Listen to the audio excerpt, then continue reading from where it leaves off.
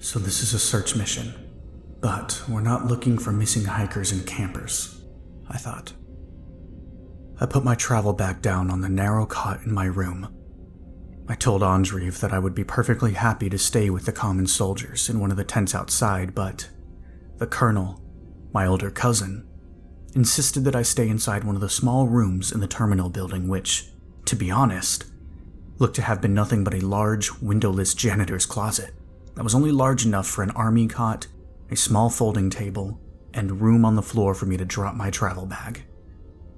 It was not hard to summarize that the reason he kept me inside the terminal was because the colonel wanted to keep close tabs on me, as he had complete and total control of what news left this base. It was understandable that the colonel did not want the true nature of this mission to get out, or what we were actually looking for. Moreover, it was especially important that the Americans be completely left in the dark about what was happening here. Telling me where I could find Sergeant Galkin, Andreev dismissed me abruptly, telling me to be dressed and ready to move out in the morning. I would be reporting to the intelligence officer, Major Rogov, who I had met at Koltsovo Airport.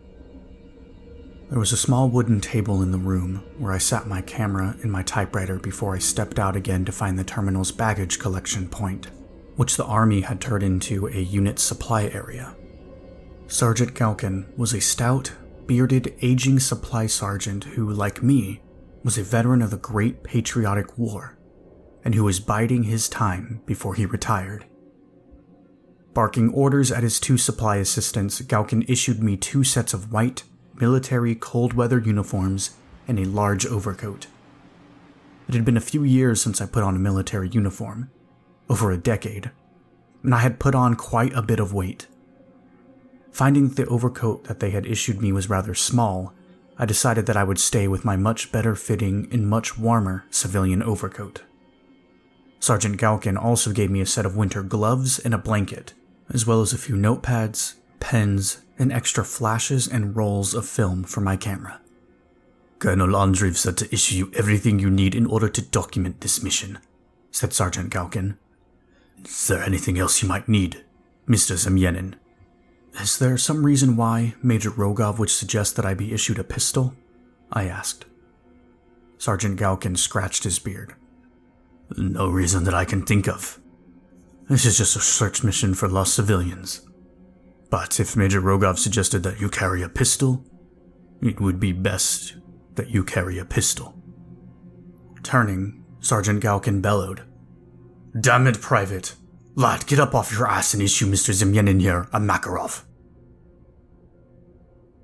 Dinner consisted of pre-packaged military field rations distributed by Sergeant Galkin and his assistants in the converted supply area, along with a ladle full of potato soup and a chunk of freshly baked bread. The regular infantry soldiers took their trays back outside to eat their meals in their tents, but for those of us housed inside the terminal, tables had been set out where we could eat in the relative warmth and comfort of our building. Colonel Andreev and his infantry company commanders, Captain Sidorev and Kravtsov, as well as the executive officer, Major Rogov, were sitting at a large table, all dining on the same field rations that the regular soldiers were eating, and seemingly discussing final details of the coming mission. Over dinner, I discovered that I was not the only civilian who had joined this mission. There were 2 others. A bispectacled, elderly man with a dark gray and white beard, wearing a worn but warm-looking brown coat, was sitting at a small round table with a young lady with pale skin and light brown hair tied to in a tight bun. She was wearing khaki pants and a matching tight-fitting khaki jacket, a white scarf loosely wrapped around her neck. As I approached the table, I could hear the older gentleman regaling the young lady with tales of the war. Ah, Alina, he said, waving his hand around his head. The Battle of Kursk was not as bad as everyone says it was. It was far worse. Did I tell you about the time when... Excuse me? I said as I approached the table, metal tray in hand. I'm sorry to interrupt. Would you mind if I joined you for dinner? The young lady, whom the older gentleman referred to as Alina, looked at me and smiled broadly. She was far more attractive up close than at a distance. Of course, sir. Professor, you wouldn't mind, would you? The elderly man looked up at me, somewhat perturbed that I had unintentionally interrupted his tale. Why, no. No, of course not. Please join us. He scooted his chair over as I set my tray down. There was barely enough room at the table for all three of our metal trays. My name is Yevgeny Gulevev. I'm a professor of history at St. Petersburg University, specializing in the Great Patriotic War. And this lovely young lady is my assistant, Miss Alina Ivanov, an intern specializing in Nazi occultism. Thank you. I returned their smiles. I'd feel rather uncomfortable eating with our young military lads. My name is Zemyanin, Mikhail Zemyanin. I'm a correspondent for Pravda. Ah, yes, said the professor. I'm familiar with your articles, Mr. Zemyanin. You have a way of getting the facts out to the people without kowtowing too much to the party narrative. I must admit, I am rather surprised that the military allowed a civilian journalist on this mission. Indeed, Professor. I nodded. Usually the military would have their own correspondents on operations such as this. I'm curious, though. Why do they need a history professor and I looked with even more bewilderment at Alina, a specialist in Nazi occultism, for this mission? To tell you the truth, Mr. Zemyanin, said Alina, regarding me with bright blue eyes and smiling with thin, perky lips. Professor and I were wondering the same thing. The military had requested both of us to be part of the mission to search for missing people. But to be honest, I don't know what good we would do. The professor even asked Colonel Andreev as much. Really? I looked at the professor. Yes, indeed, he said. I did question the colonel as to why the military needed us, and also asked what exactly were we looking for.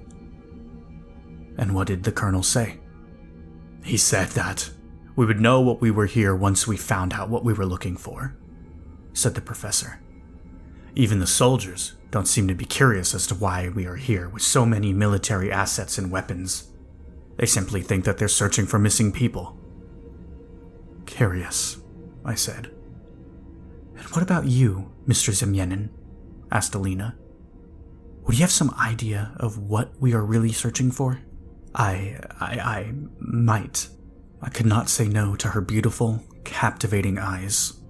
Although I knew that I was not to disclose anything of the true nature of this mission, I told the professor and Alina everything that I knew so far about the Dyatlov Pass incident, the strange, glowing orange orb seen in the sky, and of the photograph that was taken the night that the hikers perished, the one which seemed to show that the glowing orb was some kind of metallic craft, and of the Nazi symbol emblazoned on its side. Said the professor, nodding silently when I was done telling them what I knew. He noticed that Colonel Andreev was done with his meeting and was now walking across the room towards our table. Alina, said the professor, would you please be a dear and refresh my cup of tea? I'm afraid that it had grown quite cold. Of course, smiled Alina, hopping up and taking the professor's cup. Mr. Zemyanin, would you like some more tea?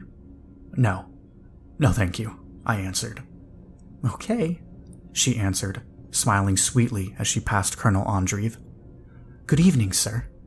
Colonel Andreev nodded in return, producing what I could only assume to be a smile from the usual dour and sour expression on his face. I'm glad that you all have had a chance to meet, said Andreev. Would you gentlemen mind if I sat down?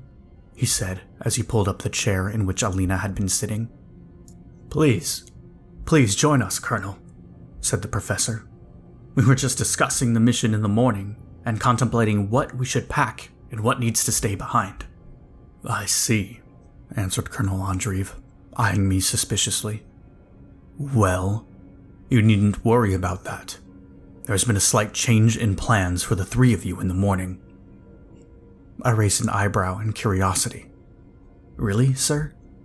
Yes, Mikhail, said Andreev, offering us a cigarette before taking one himself.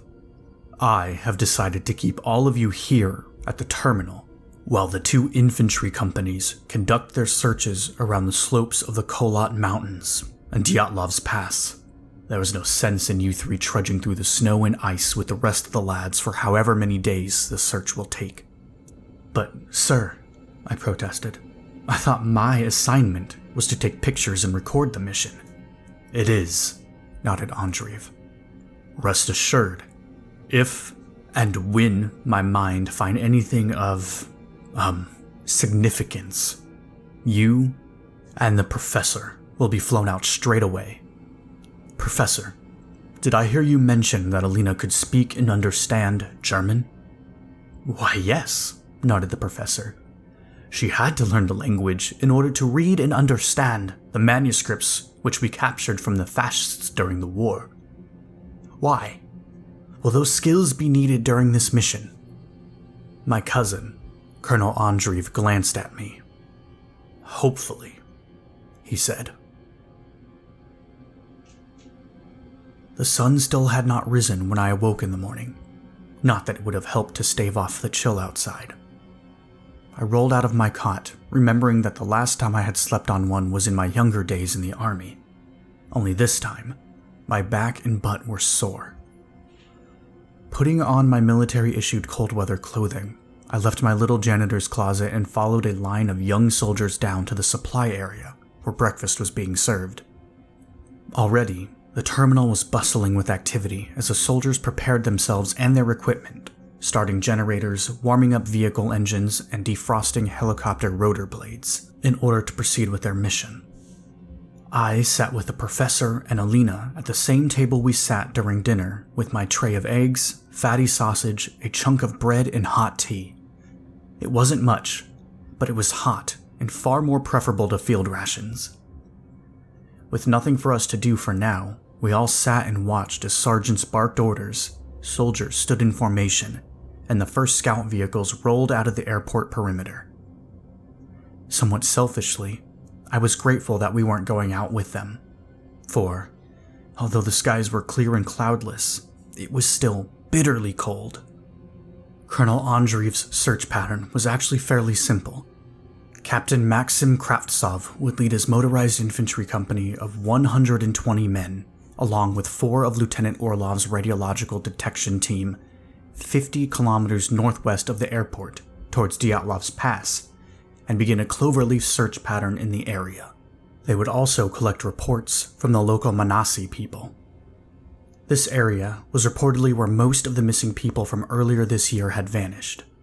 Meanwhile, Captain Sidorev and his motorized infantry company would fan out 50 kilometers northeast of the airport, and further away from Dyatlov Pass, to an area more mountainous and forested, but where spikes in radiation levels had been recorded. Lieutenant Orlov and the rest of the radiological detection team would be assigned to Sidorev's unit. In addition, the executive officer, Major Rogov, would also be attached to Captain Sidorev's infantry company, although Major Rogov would be in overall command of the 2 infantry companies and would be coordinating their movements. This would be considerably more challenging if the initial search pattern failed to find anything of significance, at which case Colonel Andreev ordered that the units would then push out for an additional 25 kilometers until they eventually found what Andreev was looking for. For his part, Colonel Andreev would remain at the airport terminal, which had been converted to the main base of operations. He would be in overall command of the entire operation, including communications and logistics. With him, along with all the air defense, communications, aviation, and supply assets, Colonel Andreev also retained a ready reserve platoon of Hilo-born riflemen, just in case. Ironically, although this military effort was several times larger than the one conducted just last year, there still weren't enough men or equipment to effectively search an area which could potentially span several hundred square kilometers. But bringing in more troops into the area would likely arouse attention, which the Kremlin did not want to attract to the area, as the US and its NATO allies had eyes and ears everywhere. Therefore, this would be a slow, tedious, and methodical search with what few assets we had. By 7:30 in the morning of the first day, both infantry companies had left the base, over 250 soldiers in all, along with their tracked and wheeled transport vehicles, while 2 Mi-4 helicopters, one attached to each company, scouted overhead.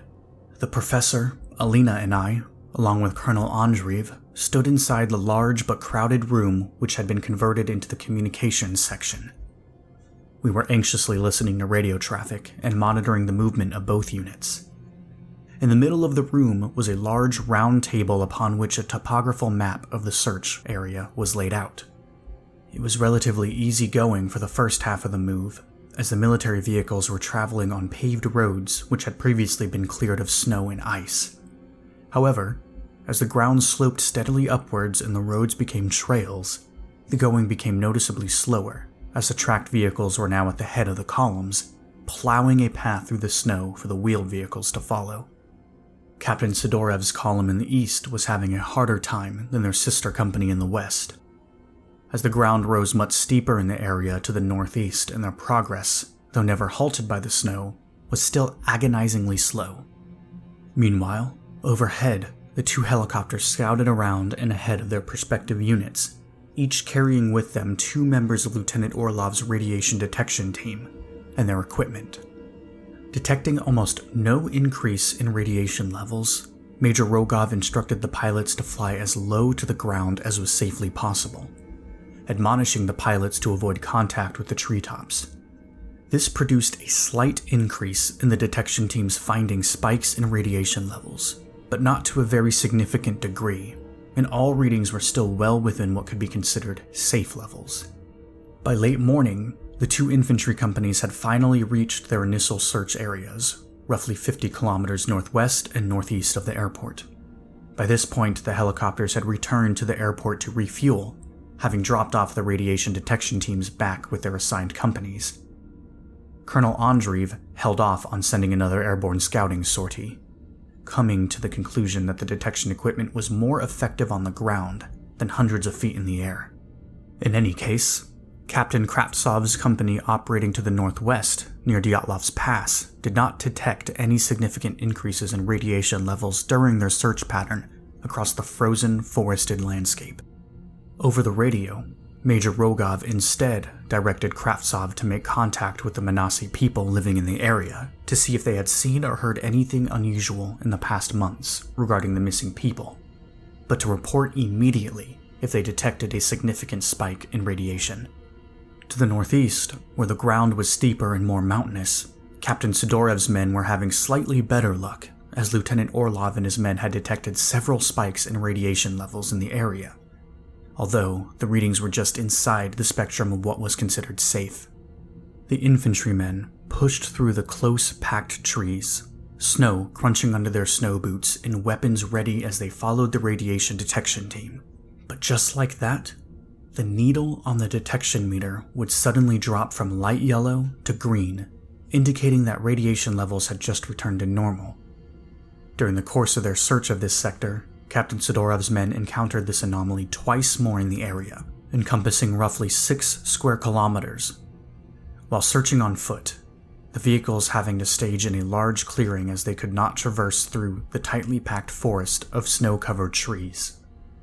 Major Rogov reported his finding to Colonel Andreev, suggesting that the anomaly responsible for creating these slight spikes in radiation levels appeared to be moving somehow.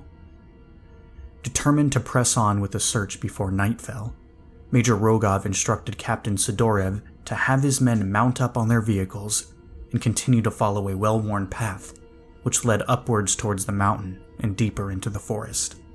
5 kilometers further, Orlov's team detected another spike in radiation, this time reaching levels higher than before but still within the safe zone, if only just barely. Once again, Captain Sidorev's men scoured the forest on both sides of the trail, and just as before, the residual radiation levels dropped back to normal. However, the soldiers did find something very peculiar in the form of a near straight line of fallen trees which stretched about 100 meters and led to a wide clearing that disappeared further north. The path of fallen trees was about 100 meters wide, and it appeared as if the trees had fallen facing generally due north, as if something had pushed its way across the forest, headed towards the clearing. "What an odd sight," said Captain Sidorev to Major Rogov. "Any idea what might have caused this, sir?" Rogov shook his head. "Avalanche? Flash flood, perhaps? In any event, this happened fairly recently. I would say no more than 2 months. 3 at the most by the look of the vegetation which had sprung up amongst the fallen timber." "I agree, sir," answered Sidorev. "But what bothers me is that the spike in radiation levels goes right down the middle of that path." An hour before nightfall, Colonel Andreev radioed Major Rogov to order a halt for the day. The skies had been clear, no new snow had fallen, and thankfully, the meteorologists reported that the weather for the evening would remain the same. Captain Kravtsov's unit to the west would establish a camp on a gentle slope about a kilometer west of a Manasi village, while Captain Sidorev's men would pull off the trail they were on and spend the night in the tree line. Colonel Andreev sent 2 helicopters to resupply his 2 maneuver companies with water and field rations before it got too dark for night operations. But because Captain Sidorev's unit was so deep in the forest, the resupply had to be dropped in by sling load from the helicopter through the thick top cover of trees on the ground. I stayed in the communications room, intently listening to the last reports of the day coming in from our 2 infantry companies. To the west, Captain Kravtsov reported no detection of elevated radiation levels in their search area, while reports from the Manasi locals revealed nothing useful or significant to report regarding the missing people. Although 4 of the locals did say that their relatives living in villages further to the east had reported unusual occurrences revolving around large game animals being found slaughtered and eerie cries in the night. More than likely, however, the culprit was probably wolves. Colonel Andreev instructed Captain Kravtsov to continue his search in the morning, but if nothing useful is learned by afternoon, to shift his search and begin moving eastwards away from Dyatlov's Pass and towards Captain Sidorev's search area. Captain Sidorev's report was more compelling, with his unit encountering 3 mysterious spikes in radiation levels, but finding no source of the anomaly. And while the odd path of fallen trees they discovered was intriguing, it was not totally unexplainable. Major Rogov recommended that Sidorev's men continue pushing east in the morning, while continuing to use the helicopters to scout ahead, although clearly, the radiation detection teams were best kept on the ground. Colonel Andreev agreed, after which radio communication with the lads in the field was reduced to simple hourly communication checks for the remainder of the evening. After breakfast the next morning, we were again gathered in the communications room, waiting for reports from the field as the 2 infantry companies prepared to take up the search again. There was one unusual report, which came in at around 1 a.m., when a sentry at Captain Kravtsov's location reported eerie screeching sounds, which seemed to emanate from the forested hills several kilometers to the east across a shallow valley. The odd noises were faint, and the communications officer in charge of the night shift dismissed it as simply the howling echo of wind being carried across the night sky. By late morning, Captain Kravtsov's westward search was coming up empty, with no unusual spikes in radiation being encountered, and reports by the few Manasi people they encountered revealed nothing of significance. At 11 a.m., Major Rogov radioed Kravtsov, instructing him to begin moving east and continue their search. By the end of the day, the reports we received from the field were more productive, and far more ominous than the day before. Late in the day, Captain Kravtsov's men finally detected a slight radiation spike and, because the vehicles were still bound to roads and trails, a platoon of soldiers were sent into the woods to find the source of the radiation. After a while, they came across a small Manasi homestead hidden under the forest canopy. It was completely destroyed. The makeshift corral was torn down, and the ripped and gutted carcasses of 3 reindeer scattered about and half buried in the pink-stained snow. Kravtsov would report later that the bizarre occurrence which befell the small homestead probably happened 1 to 2 months prior. Of the inhabitants of the small wooden cabin, there was no sign and any traces of footprints or tracks had long been covered by the recent snowfalls. The soldiers discovered a wide trail of fallen timber, similar to the one discovered by Sidorev's men the day before, leading northeast away from the homestead. The scout helicopter followed the trail of fallen trees for approximately 6 kilometers before it disappeared into a more thickly wooded area at the base of a line of steep, snow-covered foothills. Making camp at the location, Captain Kravtsov doubled the sentry guards for the night, intending to investigate the trail once it became light again in the morning. Farther east, Captain Sidorev's unit encountered several more radiation spikes, one reading actually exceeding what was considered safe, but all eventually returning to normal after being followed for several hundred meters. The scout helicopter had discovered something unusual in a valley 3 kilometers to Sidorev's south, and they set forth to investigate. There, at a wide clearing in the base of the valley, they discovered the slaughtered carcasses of over a dozen ripped and torn reindeer. Whatever befell the animals had happened fairly recently, perhaps no more than a week or two, as the snowfall still showed faint traces of tracks, as if the reindeer had been chased out of the forest. In addition, bizarre holes in the ground, as if gigantic spears had been stabbed through the snow and earth, seemed to surround the dead animals. These strange tracks in the snow followed the reindeer out of the forest and overtook the animals before disappearing again through yet another trail of fallen timber. The carcasses of the dead animals seemed to not have suffered any type of scavenger predation after they had been slaughtered, as Lieutenant Orlov reported that here the radiation levels were at their highest. Because the sun was now beginning to set, Captain Sidorev pulled his unit back away from the irradiated area, intending to follow the trail at first light, ending the search for day 2. There was a growing sense of excitement inside the terminal, as the feeling spread that we would soon find whatever it was that Colonel Andreev was searching for. This was coupled in equal parts by a deep feeling of dread that we would find what Colonel Andreev was searching for. Despite Colonel Andreev's warnings against spreading unfounded rumors, there was almost widespread and unspoken speculation amongst the military personnel stationed at the airport terminal that the 2 infantry companies were looking for something other than the missing bodies of the people that had vanished over the past year. There were even whispers that what they were actually looking for was a demon that screeched in the dark forests after midnight. The professor, Alina, and I found ourselves seated again at our usual dinner table that evening, feeling totally useless as we had done nothing the past few days except listen to reports coming in from the units. And although it was considerably less crowded now in the terminal, as the majority of the soldiers were out in the snow, we still spoke in hushed yet excited tones about what we believed to be occurring out in the field. Colonel Andreev was at the other table across the room with his communications officer, meteorologist specialist, helicopter pilots, and his maintenance and supply chiefs, no doubt discussing the next morning's operations. When his meeting concluded, Colonel Andreev dismissed his men before walking back to the communications room. "Excuse me, Colonel," said Alina, her voice echoing like a song. "Would you care to join us for dinner? I would be happy to bring you a fresh cup of coffee." Colonel Andreev stopped and looked at our lovely young intern, and I tried to suppress a laugh as Andreev attempted to produce a smile. His face simply didn't work that way, and his smile looked more like a grimace.